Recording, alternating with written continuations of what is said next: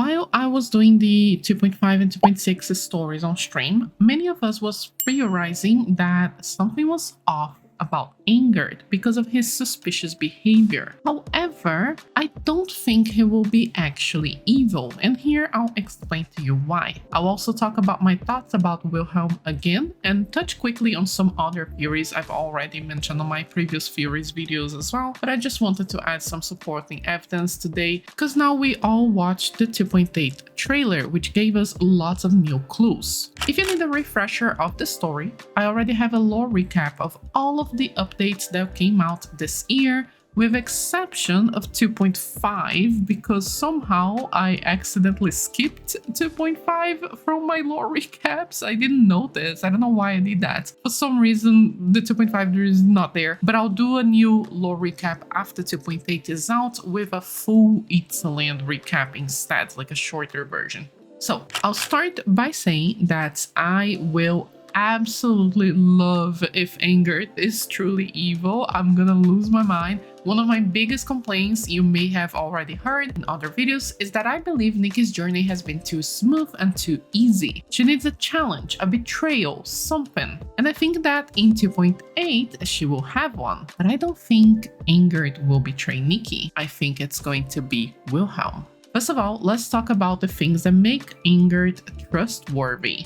First, he is basically a Disney princess. He has a loop-tail pika, Pokemon of sorts. I think that having an animal companion is a reasonable indication of being a good person, at least deep down. Second, we know that he grew up with Magil and Medal.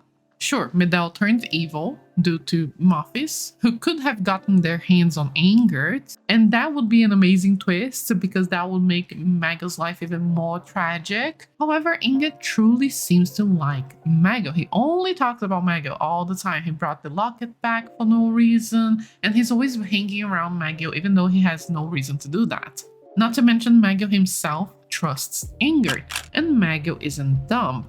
Although he's overworked, so he may have overlooked some clues there. So I think that these are still good indications that he may be a better person than he appears to be. Now, let's have a look at the reasons why Angert is suspicious. First of all, he is a spy. That's his job, so he should be good at it. But somehow, he never manages to contribute with anything. He doesn't know anything important. He doesn't really help throughout the story. If anything, it sounds like he's withholding information. He disappears a lot during the story. And not only that, someone commented on my video that he's the only Itzland character, other than Wilhelm, that cannot be found in the overworld map. He also seems to be detached emotionally, as we see at the 2.6 night sending ceremony. It's almost like he's not there physically. He also has a similar physical appearance to the Mothis from the original trailer in 2.0.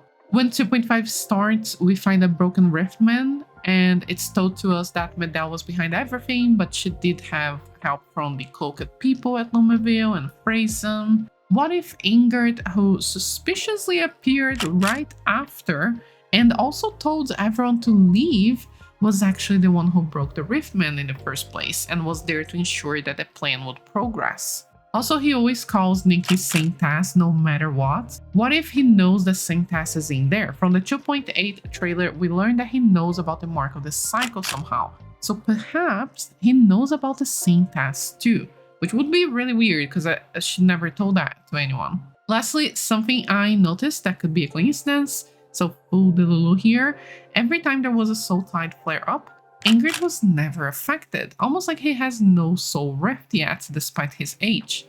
Of course, he could be super resilient like Magil and just not show it, but I always found weird, especially on the scene where Nikki and everyone's passing out, but Angert is totally fine. It just felt like really intentional.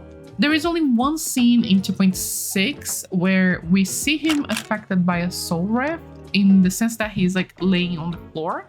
However, his voice is perfectly fine and he's not like completely on the ground shaking like every other Brixolian. Same for Magil though, but still I find it so weird that all of these things have happened so many times that it just feels like the game is just intentionally trying to make you feel like he's suspicious. Like it's too obvious, it's too obvious. I think that maybe that's not really it. It's just like a fake hint, a fake clue to throw us off. So my wild guess is during his spy work, he found Heaven's Reach and maybe he learned something. Maybe Moffies recruited him just like they did with Medell. Maybe him being a spy, he disguised himself as a pork stallion on the boneyards. Maybe Moffies can cure the soul rift with their technology and that's why he's working for them. Or maybe he got cured already as proof and that's why he seems unaffected by the soul flares. So personally, I would love that he is still like, you know, actually helping Moffies for a longer time, and I would love to see him torn over it. Like, will he betray?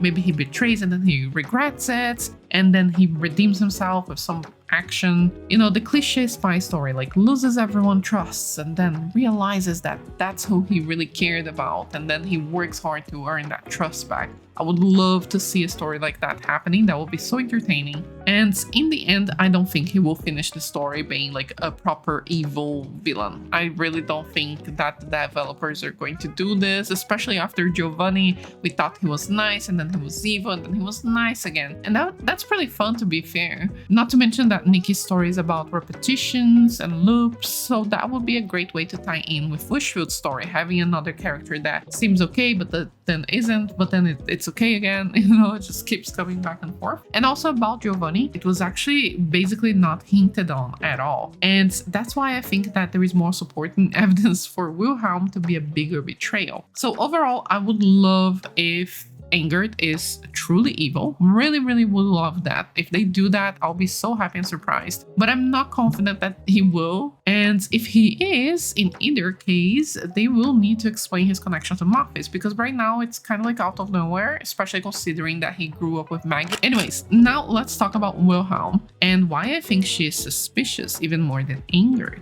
First of all, she also cannot be found on the map as far as I know. During 2.0, she literally leaves Nikki behind as behemoth food, so she literally doesn't care. Not only that, we caught her stealing a book, but we have no idea why or what that was about to this day. It's been updates and updates, and we have never talked about that again. She also blatantly lies as if it's nothing while hiding the book. Nothing. I'm just looking around. Watch out! Behemoth!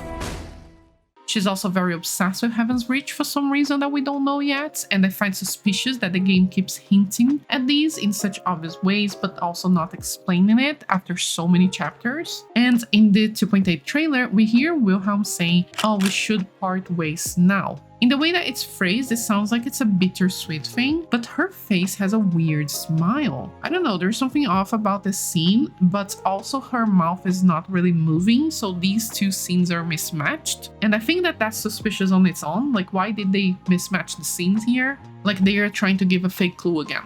Now, for reasons why she's not suspicious, she does in fact help Nikki multiple times throughout the story, and she's almost like a close friend at this point. Differently from Angert, who we barely know, Nikki has spent a lot of time with Wilhelm. They've done a lot of things together. But this is actually why I think that it would be so much more interesting if she betrays Nikki. Wilhelm's betrayal would be so much more impactful to Nikki, exactly because Nikki trusts Wilhelm more. Nikki met Angert as a docilist. Then in 2.5, she grew to trust him a little bit, but nothing too special. They're not like best friends. If he betrayed her, it wouldn't really matter that much. Him betraying Maggie, however, would crush him. But Maggie is not the protagonist, that's Nikki. Also, Wilhelm does seem to have like no ties to anyone else ever. She's never with anyone. She never talks about anyone else, not even with Domi Baba, despite we all traveling together during 2.0, which makes me think that she's not as soft-hearted as she looks.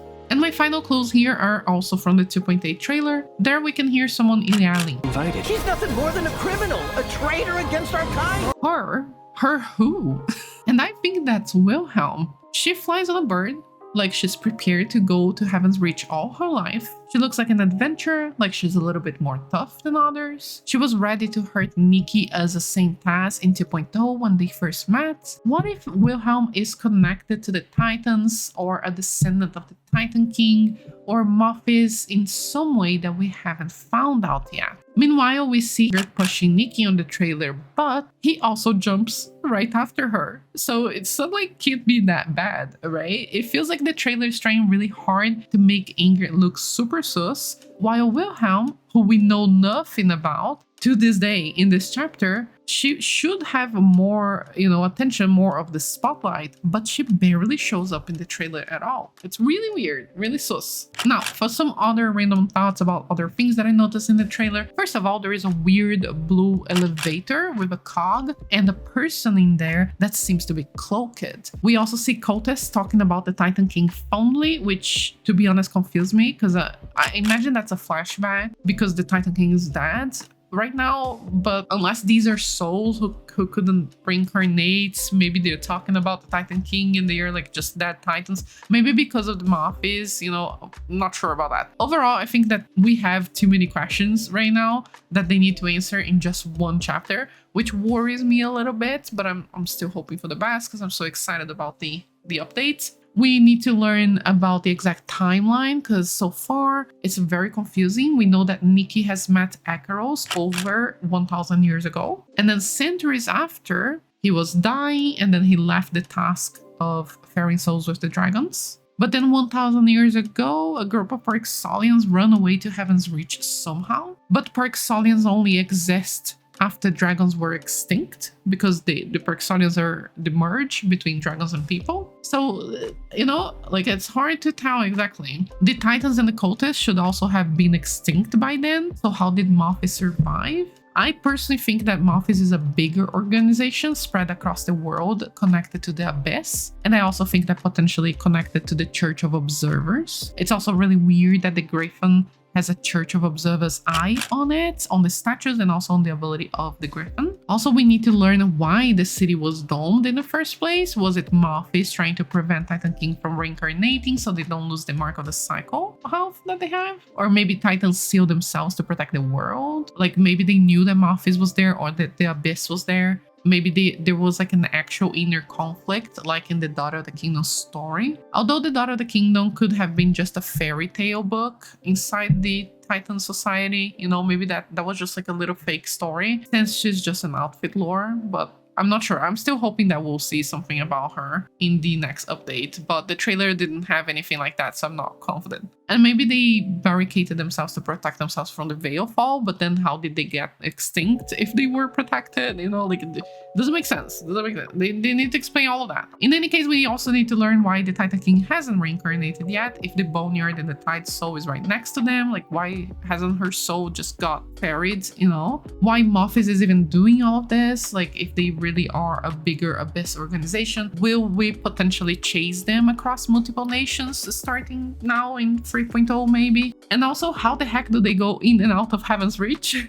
Maybe it's the elevator thing, I don't know, but they need to explain that because Nikki just broke the barrier, but somehow everybody's going in and out, even though it was a lost ancient city. There's shrooms there, there's Parxolians, there's people, the were Titans, there's everyone. Everyone's there. Heaven's Reach is not that secret. They need to explain all of that, but I'm so excited for the updates. It cannot come fast enough. Like, oh my god, I swear it's been like 2 weeks since I've been waiting just 2 days, But anyways, what are your theories and do you think that these make sense? Do you have questions that you want them to answer? I think that's something that I would love to hear as well, like things that you need them to answer this updates. And also, what are you hoping for 3.0? Do you think that we have like any clues about what nation we're going next? Thank you so much for watching, and thank you to all of the members and patrons who support the channel and make these videos possible, and see you on the next one. Ryan Little. Listen.